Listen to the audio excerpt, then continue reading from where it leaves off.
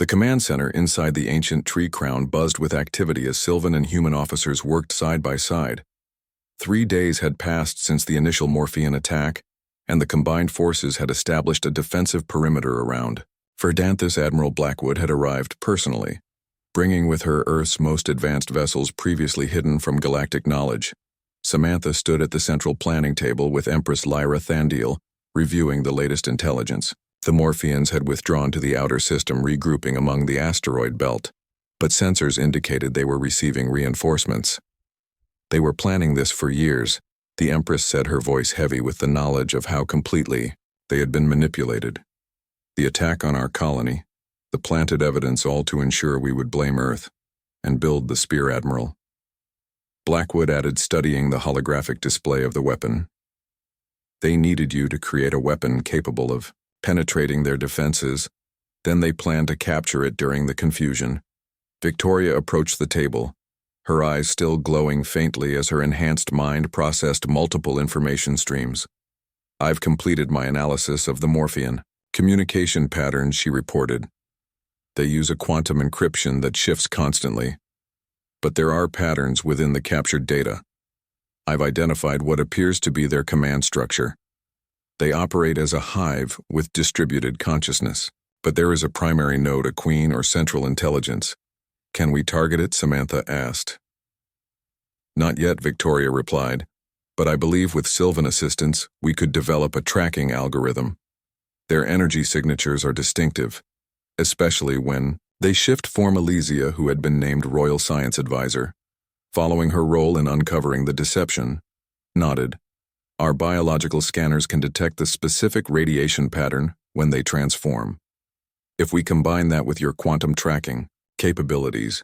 Elsewhere in the command center, Kimberly worked with Sylvan weapons specialists, adapting Earth technology to work with the dragon's harnesses. The reptilian creatures had proven to be remarkably intelligent and adaptable, their natural abilities complementing advanced technology in unexpected ways.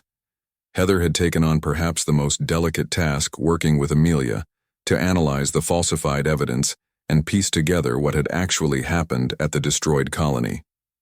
Their investigation had revealed the full extent of the Morphean deception.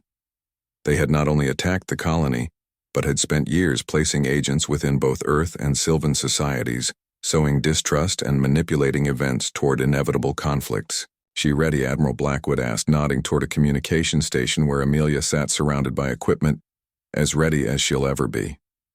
Samantha replied. The girl had shown remarkable resilience in the face of extraordinary events. The Admiral nodded. Then let's proceed. The command center quieted as Amelia took her position. A sophisticated communication array had been constructed, combining Earth quantum technology with Sylvan biological components. The young xenobiology student who had been kidnapped and nearly sacrificed was now about to address the Galactic Council. The holographic display activated, showing the council chamber representatives from 27 major civilizations appeared, including the Arcturus Collective.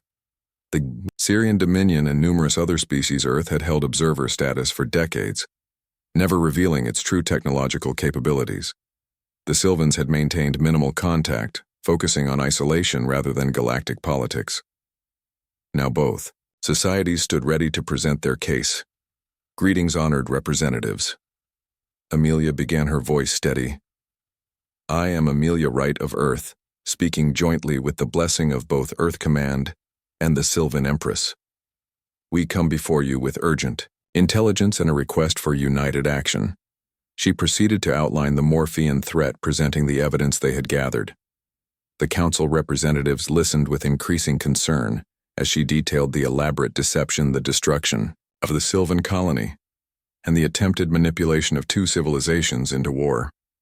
This was not an isolated incident.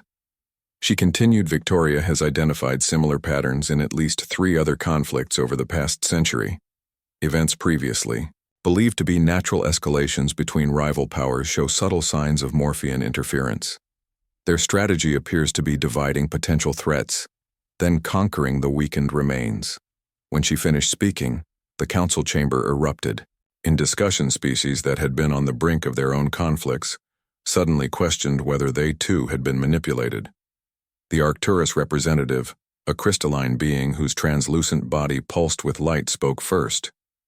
If what you say is true, this threat concerns all civilized worlds.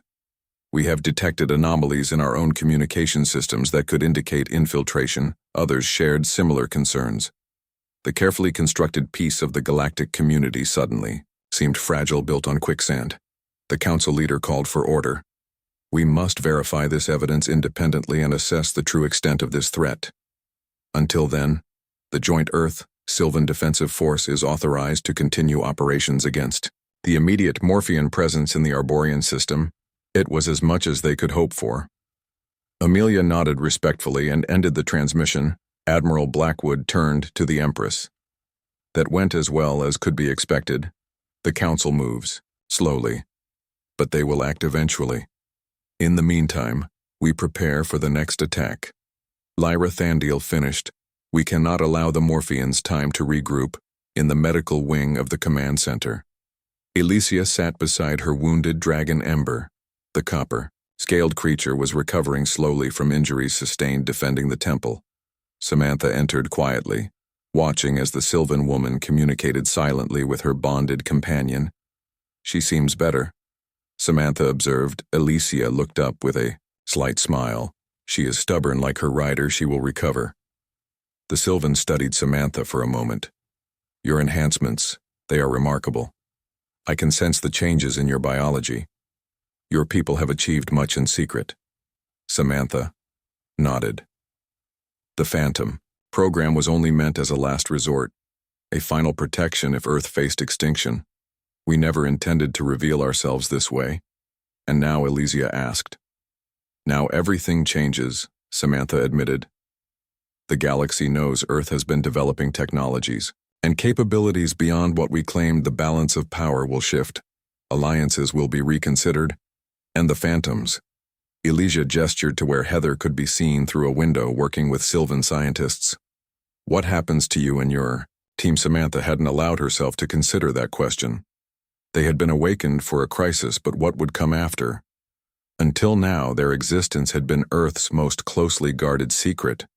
Now they had fought openly against the Morpheans, revealing capabilities that would raise questions and concerns throughout the galaxy, one problem at a time. She said simply. Alarms suddenly blared throughout the command center. Samantha rushed back, finding officers in controlled chaos around the central display. They're coming, Admiral Blackwood announced as Samantha entered. The Morphean fleet has left the asteroid belt. They're approaching in attack formation, at least 30 vessels. The Empress turned to her commanders. Sound the evacuation. Order. Get all non-combatants to the forest shelters. Summon all dragon riders to defensive positions. Earth ships are moving to intercept, Admiral Blackwood added. But they outnumber us 3-1. We have something they don't, Samantha said. The Phantoms. Her team had gathered around her, each ready for what was to come. The Morpheans think they know our capabilities, but they've only seen a fraction of what we can do. The next hours passed in a blur of activity as the combined Earth-Sylvan forces prepared for battle. The Wraith's shadow had been modified with Sylvan technology, creating an unprecedented hybrid vessel that could interface directly with the Dragon squadrons. Victoria had developed a communication system that allowed her enhanced mind to coordinate both human and Sylvan forces simultaneously, providing real-time tactical updates. Kimberly had armed the dragons with adapted Earth weapons, giving the ancient creatures capabilities they had never possessed before. Heather had worked with Sylvan scientists to modify her phasing technology, creating disruptive field generators that could destabilize Morphean matter, preventing them from shifting form. As the Morphean fleet entered the inner system, Admiral Blackwood made a final inspection of the defenses, walking with Samantha through the command center. I never imagined the Phantom program would be revealed like this, she said quietly. The President has been in emergency sessions with Earth governments explaining what we've kept hidden all these years. How are they taking it? Samantha asked. Better than expected, Blackwood replied. When faced with extinction, politics become remarkably straightforward. The Admiral paused, looking at Samantha directly. I want you to know whatever happens today, the Phantom Division has fulfilled its purpose beyond all expectations. You and your team have not only protected Earth, but may have saved countless civilizations from manipulation and conquest. Samantha nodded, accepting the acknowledgement without comment. Her focus remained on the coming battle. The first Morphean ships entered orbit 6 hours later, immediately launching fighters toward the surface. The Earth-Sylvan defense grid activated, creating a barrier of energy that destroyed the first wave, but the Morpheans adapted quickly, changing their approach vectors and attack patterns. Empress Lyra Thandiel mounted her dragon Vexithorian, the massive obsidian. The 3 moons of Arborea hung low in the sky as the Phantom team approached the Temple of Ancestral Vengeance. Samantha led the way, her enhanced vision cutting through the pre-dawn darkness. The team moved like shadows through the upper canopy of Verdanthus, their tactical suits adapting to match the surrounding environment, making them nearly invisible, even to the keen senses of the Sylvan guards. This close to the ritual, the temple buzzed with activity. Sylvan priests in ceremonial robes moved through the corridors carrying ritual objects and containers of glowing liquid. Dragon riders circled overhead, their mounts occasionally releasing streams of fire into the air in what appeared to be part of the ceremony. The team paused on a massive branch overlooking the temple's central courtyard. Victoria focused her enhanced senses on the Sylvan communications, monitoring their encrypted channels. "They're moving, Amelia?" "Now," Victoria whispered, "from the lower chambers to the central spire." "The ritual begins at first light less than an hour from now," Samantha nodded. "We stick to the plan. Heather, you phase into the lower levels, find the evidence of this supposed Earth attack. Victoria, monitor all communications and disable their alarm systems if possible. Kimberly, create diversions only if absolutely necessary. I'll track Amelia and move into position for extraction." The team split up, each member moving with superhuman speed and precision. Heather approached the temple wall, finding a shadowed section with minimal guard presence. She placed her hand against the living wood structure and concentrated. Her molecules began to vibrate at a frequency that allowed her to pass through solid matter. She stepped through the wall and into the temple interior. Victoria positioned herself on a high vantage point, her neural implants connecting wirelessly to the Sylvan communication network. She began intercepting and decoding messages, tracking the movements of guards and ceremonial officials within the temple. Her eyes glowed faintly as her enhanced brain processed the information streams. Kimberly circled to the far side of the temple, setting small distraction devices at strategic points. Each device was no larger than her thumbnail, but could create sound light or electromagnetic pulses on command. She moved with practiced efficiency, her enhanced reflexes allowing her to avoid detection. Samantha entered the temple through an unguarded service entrance, her movements too fast for normal eyes to track. She followed the energy signatures that grew stronger toward the central spire. Her enhanced hearing picked up the sound of a human heartbeat, elevated but strong. Amelia was alive and apparently unharmed, for now. Inside the lower chambers, Heather moved carefully through the ancient corridors. The walls here were carved with historical records dating back thousands of years. The deeper she went, the stronger the energy signatures became. Eventually, she reached a heavily secured door unlike the others. It was made of metal, not wood, with advanced locking mechanisms. She placed her hand against it, focusing her phasing ability. The door's molecules vibrated, allowing her to slip through. Inside, she found what appeared to be an evidence chamber. Containers of artifacts lined the walls, but her attention was drawn to a central display. A holographic projection showed what appeared to be an Earth military vessel firing upon a small moon. The image was grainy, distorted, but the Earth Defense Force markings were clearly visible. Heather approached, carefully examining the evidence. Her enhanced vision detected something unusual about the recording. There were subtle inconsistencies, digital artifacts that suggested manipulation. She connected her tactical suit systems to the holographic projector, downloading the data for later analysis.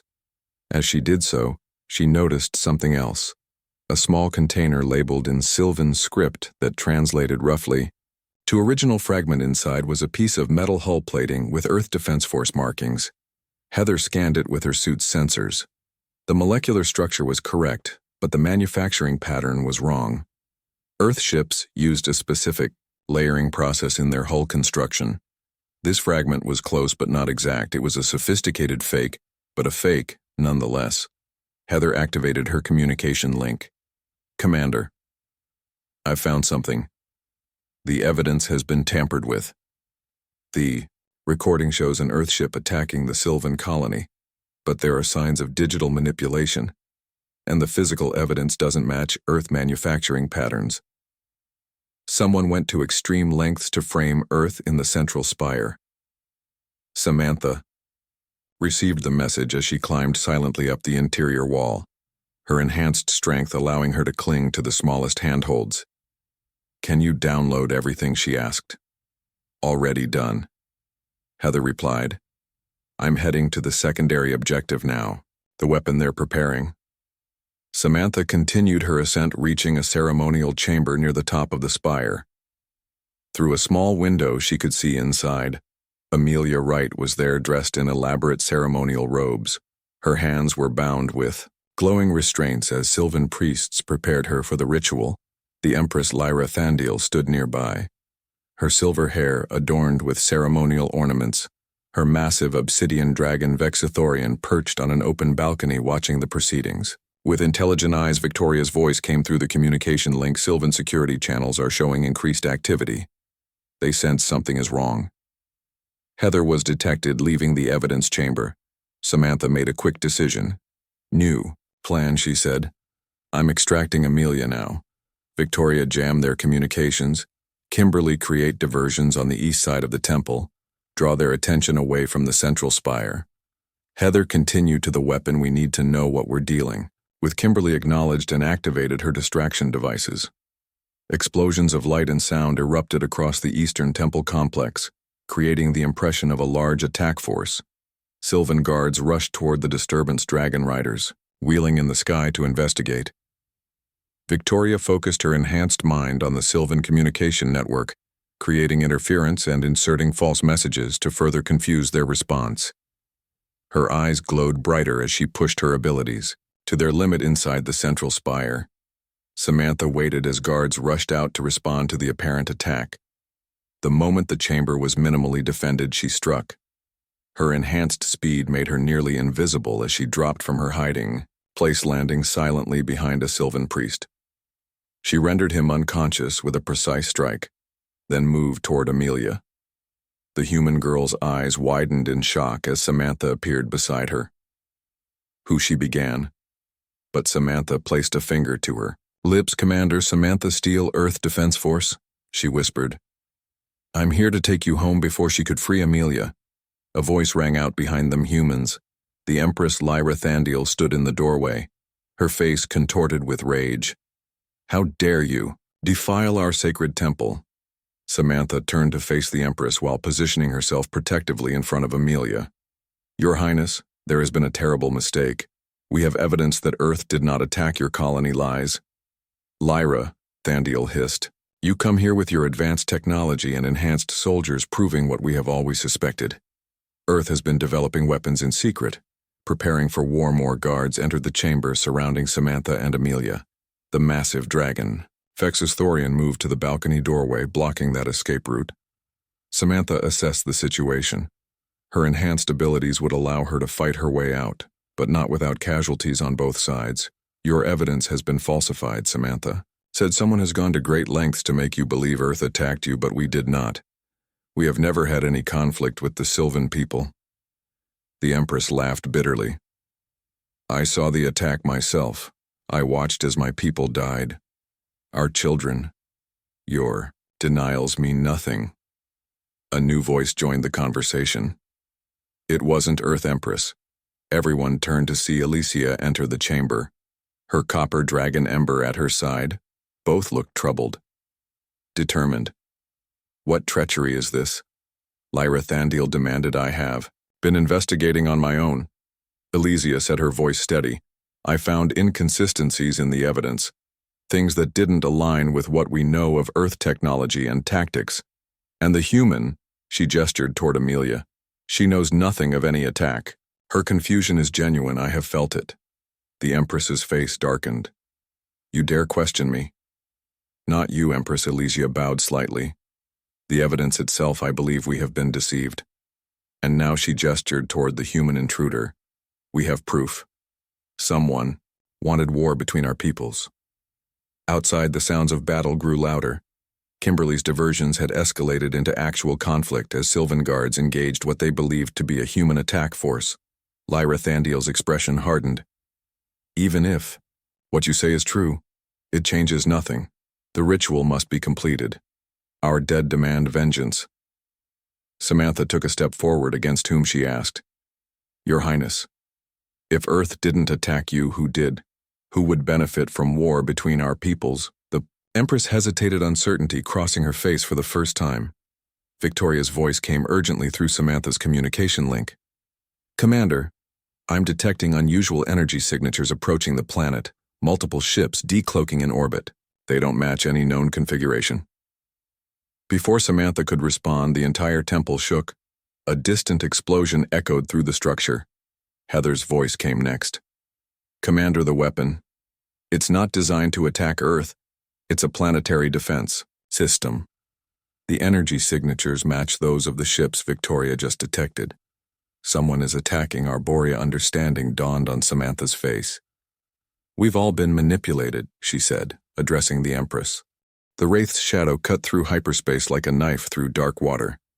The experimental stealth vessel represented the pinnacle of Earth's hidden technology, with a hull that absorbed rather than reflected energy, a propulsion system that left no traceable wake, and a cloaking device that bent light and other scanning waves around it, making it virtually invisible to conventional detection methods inside the ship.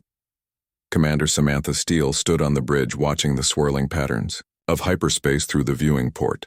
7 days of travel had given the team time to prepare, studying every scrap of intelligence about Arborea, and the Sylvans Victoria had compiled cultural and linguistic databases. Kimberly had analyzed what little was known of Sylvan weapons and defenses, and Heather had memorized the limited topographical data available for the Sylvan homeworld. 6 hours to arrival, Victoria reported from her station, where multiple holographic displays surrounded her. Her neural implants allowed her to process the information streams at superhuman speed. We should prepare for final mission briefing. Samantha nodded. Gather in the tactical room in 20 minutes. She turned and left the bridge, her footsteps silent against the floor.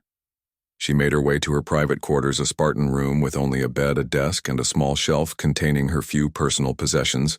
From the shelf, she took a small holographic projector and activated it. A young woman appeared, smiling, with the same auburn hair as Samantha, but with softer features. Catherine Steele's image had been taken just days before the diplomatic mission that had ended her life, when the supposedly peaceful Meridian delegation had suddenly attacked the human embassy. Catherine had been among the first casualties. That incident had changed everything for Samantha.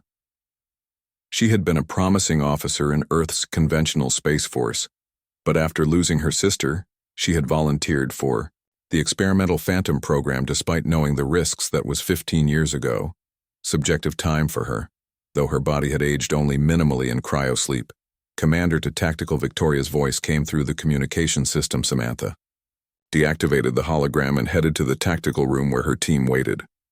3-dimensional projections of Arborea filled the central display, showing a planet covered largely by massive forests, intersected by mountain ranges and vast inland seas. The capital's location was marked, a sprawling city built within and around enormous trees that dwarfed Earth's largest redwoods.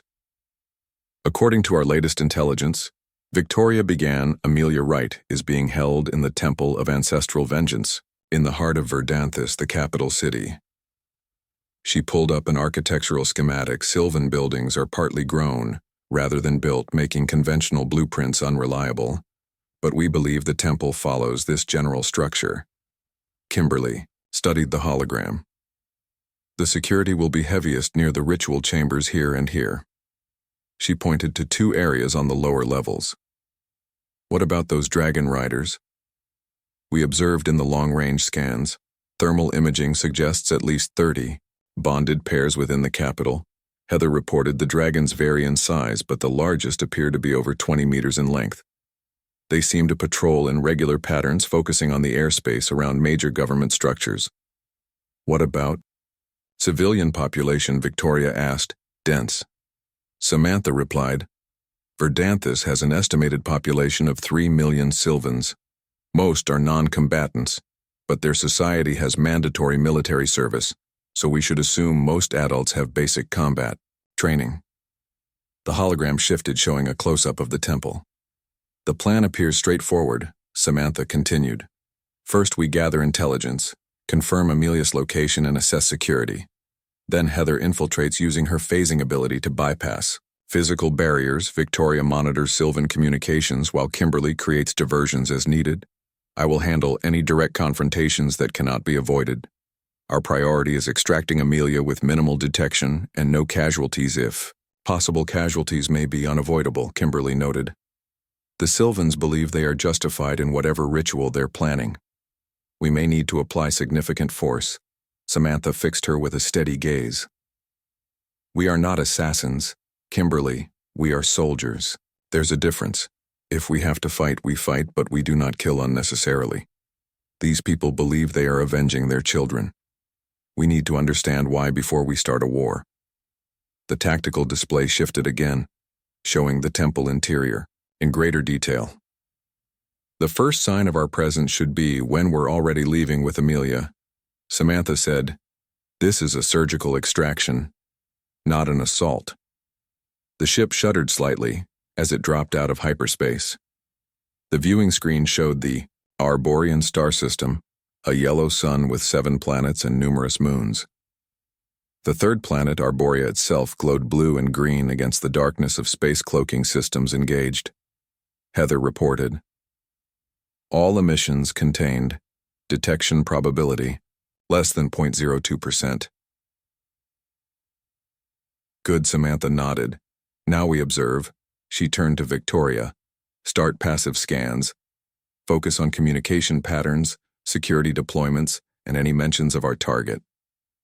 For the next 12 hours, the Wraith's shadow drifted silently through the Arborean system, gradually approaching the homeworld while remaining undetected. The Phantoms took turns monitoring Sylvan communications, Victoria translating and interpreting the encrypted transmissions they intercepted. What they learned was troubling. The Sylvans appeared to be preparing for a major ritual.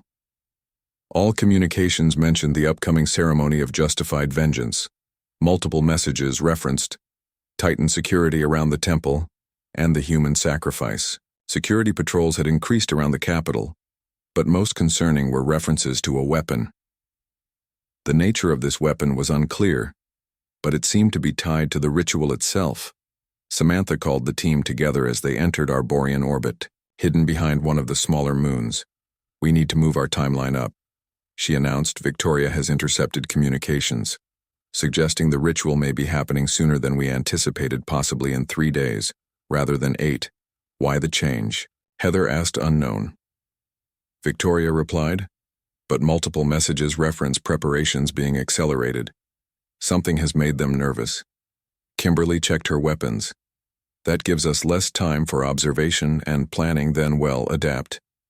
Samantha said, Heather and I will take a stealth shuttle to the surface tonight. Under cloak, we can get close enough to the capital for direct observation. Victoria and Kimberly will remain on the Wraith's shadow monitoring communications and ready to extract us if needed. The plan was set in motion. 3 hours later, Samantha and Heather piloted a small shuttle toward the night side of Arborea. The planet's 3 moons illuminated the vast forests below, creating an eerily beautiful landscape. The shuttle's advanced cloaking technology kept them hidden from Sylvan detection systems. As they descended toward a clearing 20 kilometers from the capital, they landed in silence, the shuttle settling gently among enormous trees. Each trunk was wider than an Earth skyscraper, their canopies stretching hundreds of meters into the sky.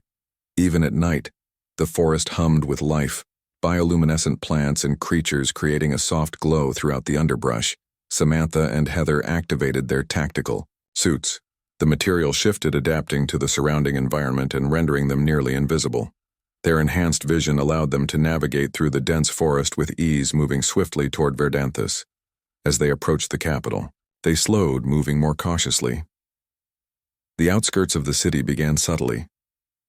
The forest didn't end so much as it transformed, with platforms and dwellings integrated into the living trees. Bioluminescent pathways connected the structures, creating a network of light through the canopy. Sylvan guards patrolled the outer reaches, but their attention focused outward. Not expecting threats from within, Samantha and Heather easily avoided them, using their enhanced agility to move silently through the upper branches. They reached an observation point near the center of the city, where they could see the Temple of Ancestral Vengeance.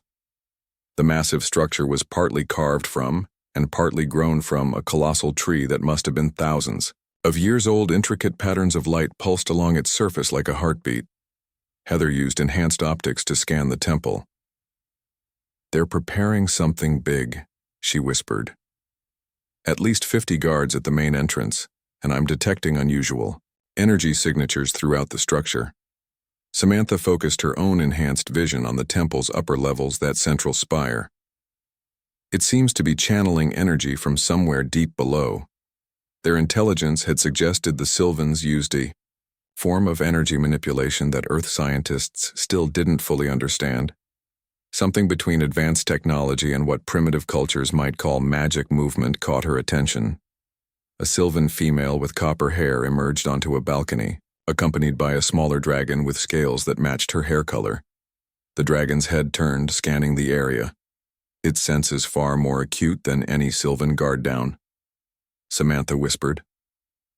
Both women dropped flat against the branch they were perched, on their tactical suits adapting to match the bark texture perfectly. The dragon seemed to pause, its head turned in their direction. Its rider, the copper-haired Sylvan, placed a hand on its neck, and they seemed to communicate silently. After a tense moment, they turned and re-entered the temple. That was too close. Heather breathed. "We need to move to a more secure location."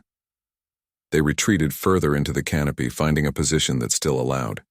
The cold retreated slowly from Commander Samantha Steele's body as the cryopod completed its revival cycle. Her enhanced physiology processed the warming chemicals faster than a normal human would.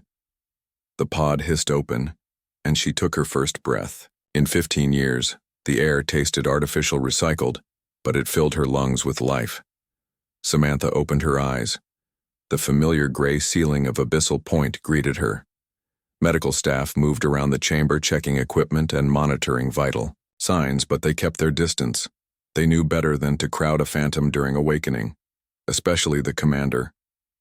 "How long?" she asked, her voice raspy from disuse. 15 years, 3 months, and 17 days.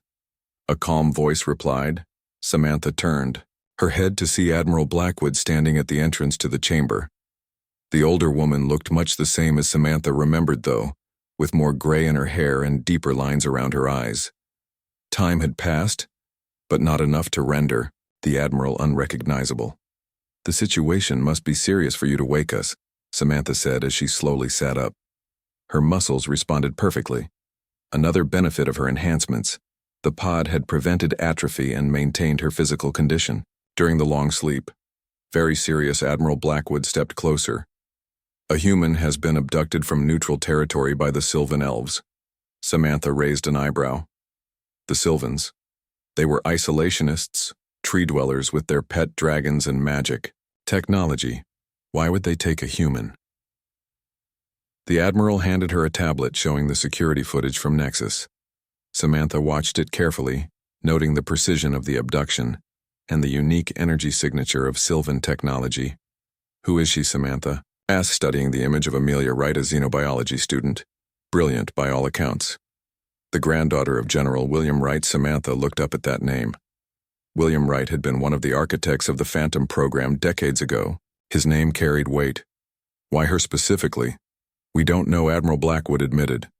"The Sylvans claim it's justified retribution, but won't elaborate. They've threatened war if we enter their space." Around them, the other pods were opening. Heather Morrison was the first to emerge, her slim body belying the incredible strength contained within her. As the team's infiltration specialist, her enhancements focused on stealth and maneuverability. She could phase her molecular structure to pass through solid objects, a capability that had cost billions to develop and had nearly killed her during implementation. Her nickname Ghost was well-earned. Next came Kimberly Daniels' call sign, Wraith, the team's weapons expert. Her enhancements centered on reflex, augmentation, and neural targeting. She could calculate trajectories and fire weapons with impossible accuracy, while her enhanced neural system allowed her to interface directly with advanced weaponry. Her dark skin was marked with subtle circuitry, patterns visible only under certain light. The last to awaken was Victoria Ellis Spector, the communication specialist and team empath. Her enhancements were primarily cognitive, allowing her to process and filter vast amounts of information. While her physical augmentations were less extensive than the others, her mental capabilities were unmatched. She could detect emotional states across species and in some cases read surface thoughts. Her short blonde hair framed a face that appeared deceptively gentle. The Phantom's Earth's most advanced soldiers. 4 women who had volunteered for experimental procedures that had killed 60% of candidates. 4 survivors who had been enhanced beyond what most humans believed possible. They had been created to be the ultimate defensive weapon hidden away until Earth truly needed them. That time had apparently come. The team gathered in the briefing room an hour later, fully dressed in their specialized combat suits that looked like ordinary, black military uniforms but contained technologies decades beyond anything publicly available. Samantha stood at the head of the table as Admiral Blackwood presented the mission. Our intelligence on Arborea is limited. The Admiral explained, the Sylvans permit no outsiders on their homeworld. What we know comes from long-range scans and limited trading interactions at neutral locations. Their technology appears to blend biological components with energy manipulation, what some would call magic, though it's simply science we don't yet understand. And they're dragons, Victoria asked. Her empathic abilities made her particularly interested in alien species, especially sentient ones. Not dragons in the mythological sense, Blackwood clarified. They're indigenous creatures to Arborea reptilian avians with high intelligence. They form symbiotic bonds with Sylvan elites. The creatures are deadly in combat and fiercely loyal to their bonded Sylvans. Kimberly was examining the weapon specifications. On her tablet, any weaknesses. Their society is hierarchical and ritualistic. Blackwood replied, they follow ancient traditions that sometimes limit their tactical flexibility, and while their technology is advanced in some areas, it lags in others. They have no true AI or quantum computing, for instance. Their strengths lie in biotechnology, environmental manipulation, and energy weapons. Heather, who had been quietly studying the map of known Sylvan space, looked up. How do we get there? Their defense grid is supposedly impenetrable. Blackwood smiled thinly. That's where your ship comes in. The Wraith Shadow has been maintained and upgraded during your sleep. It now features our latest cloaking technology that should allow you to slip past their defenses undetected. Samantha nodded, processing the information. The mission parameters seem clear. Infiltrate Arborea, locate Amelia Wright, extract her safely, and return without triggering a war. Her tone made it clear she understood the complexity hidden beneath the simple description. You'll have 15 days, Admiral Blackwood said. That's when we believe they plan whatever ceremony they've taken. The girl for the Wraith Shadow can make the journey in 7 days, giving you 8 on site. Is lethal force authorized? Kimberly asked, her fingers tapping restlessly on the table. Only as absolutely necessary. Blackwood's expression was stern. This is a rescue mission, not an attack. We want to avoid war if possible.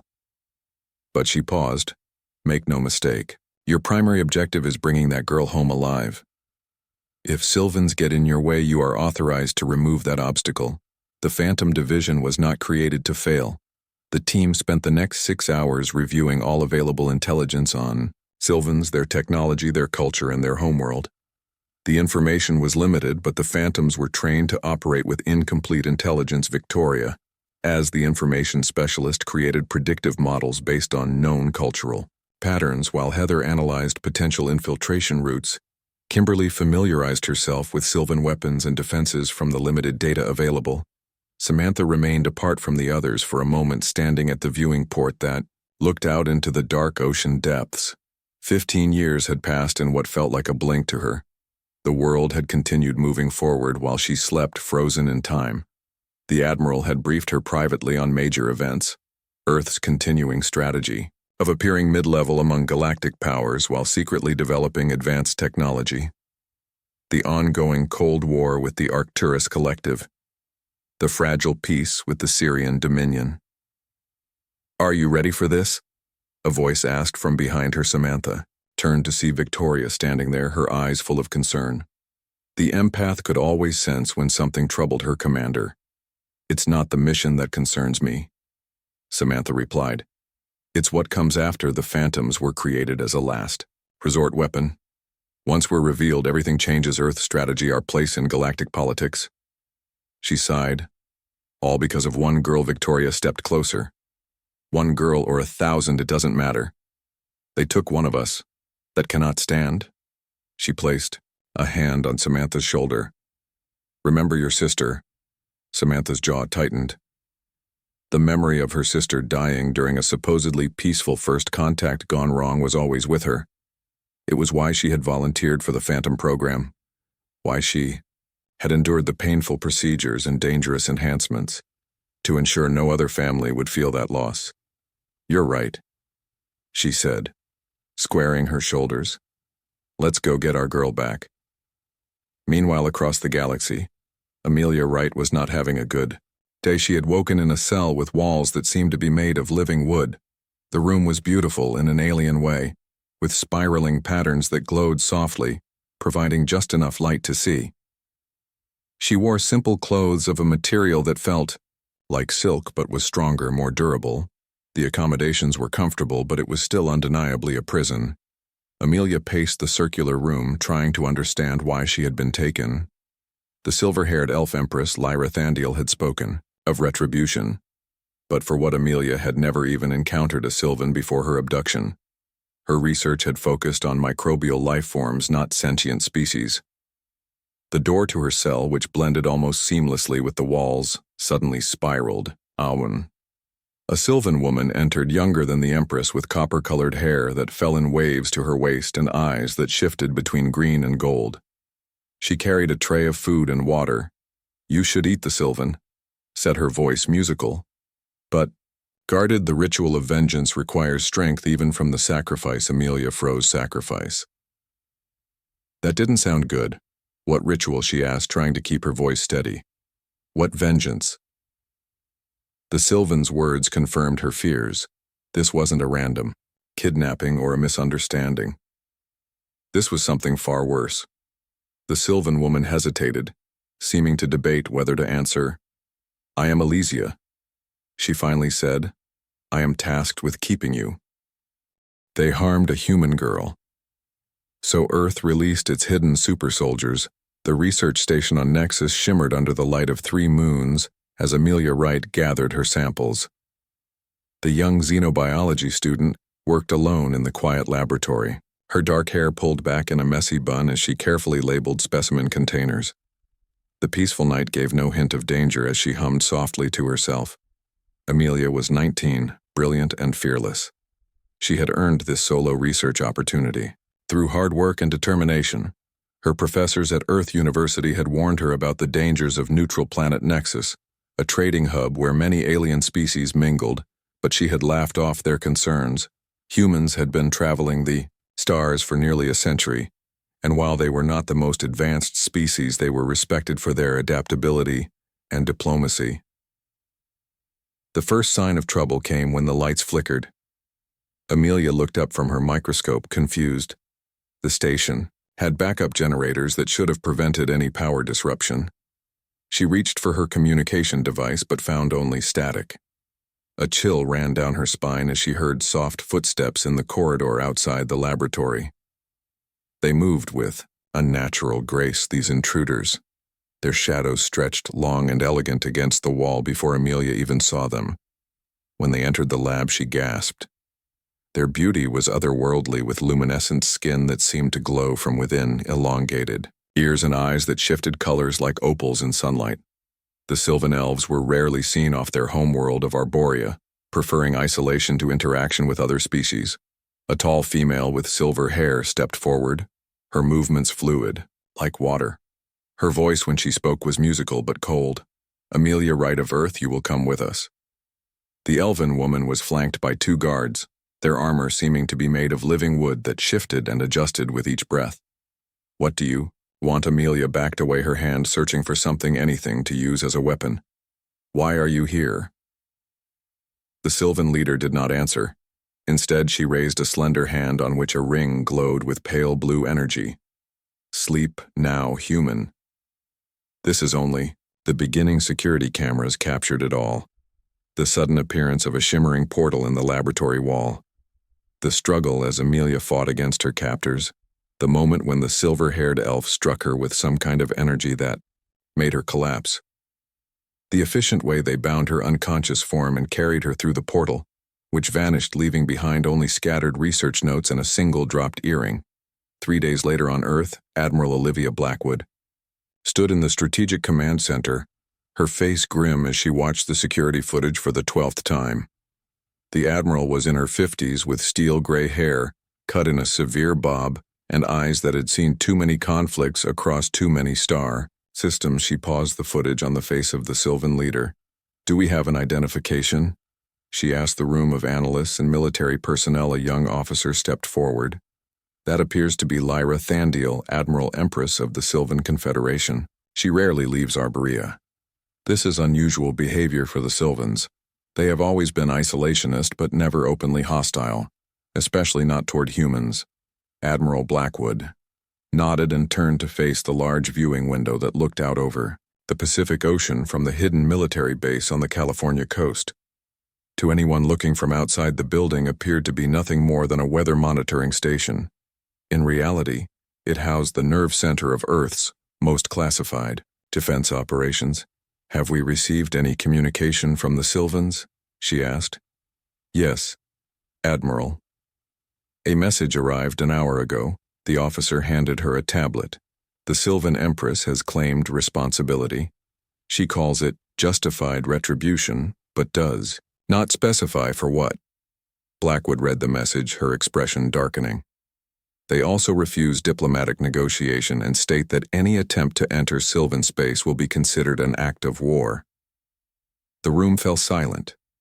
The implications were severe. Earth officially maintained a modest defense force adequate for protecting its colonies and trade routes, but supposedly inferior to many older galactic civilizations.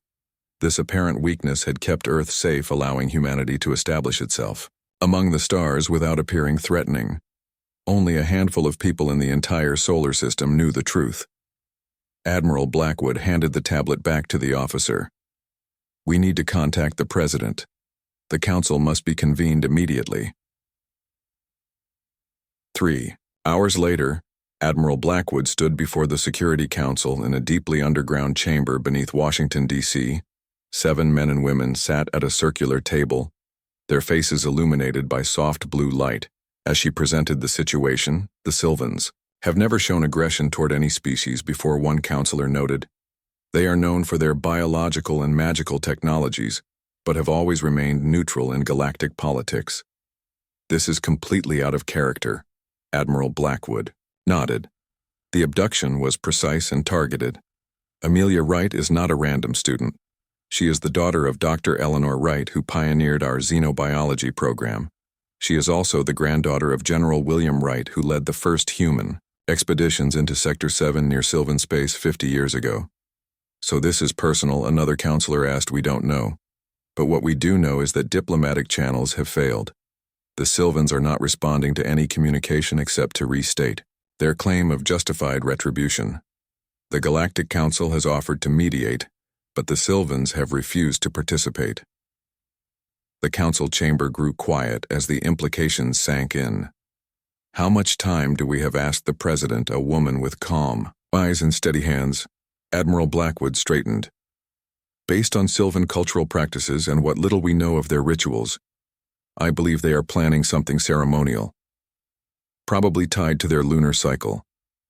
Their third moon reaches fullness. In 15 days, that would be the most likely time for whatever they have planned for Miss Wright. And you believe military action is our only option? Blackwood took a deep breath. I believe we need to activate the Phantom Division, Madam President. The tension in the room became palpable. The Phantom Division was Earth's most closely guarded secret. A program begun almost 40 years ago when humanity first encountered alien civilizations. The public believed Earth had accepted its middle status. In the galactic hierarchy, neither the most advanced nor the weakest species.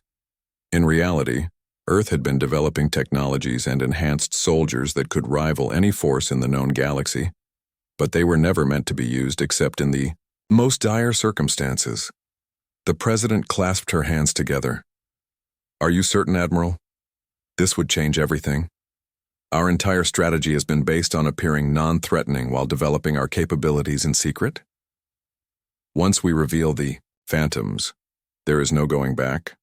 "I understand," Madam President Blackwood replied, "but a human citizen has been taken from neutral territory by a previously non-hostile species who now threatens war if we attempt rescue. Through conventional means, we need our best for this mission, and our best is the Phantom Division." After a long silence, the president nodded. "The activation codes are cleared. Admiral, bring the Phantoms online, but be clear, this is a rescue mission, not a war. We want Amelia Wright returned safely, and we want to know why the Sylvans took her. Nothing more." As the meeting concluded, Blackwood stepped outside to a secure communication terminal. She entered a series of codes known only to her and 3 other people on Earth. After a final authorization scan, a connection opened to a facility deep beneath the Mariana Trench. "This is Admiral Blackwood," she said. "Authorization code: Phoenix Rising. Activate protocol: Lazarus. Wake the Phantoms, miles below the ocean's surface, in a hidden complex known as abyssal point. Lights began to activate in a chamber that had been dark for 15 years. Cryogenic pods hummed as they initiated revival sequences. Computer systems ran diagnostics on enhancement implants, and medical monitors tracked vital signs as 4 bodies began the journey back to consciousness. In the central pod, a woman with short auburn hair and a small scar across her left eyebrow twitched as her enhanced mind began to process information even before she was fully awake. Commander Samantha Steele, leader of the Phantom Division, was returning to the world. And as her consciousness surfaced, one thought formed clearly. Someone had taken a human, and they were about to learn why that was the worst mistake they could possibly make.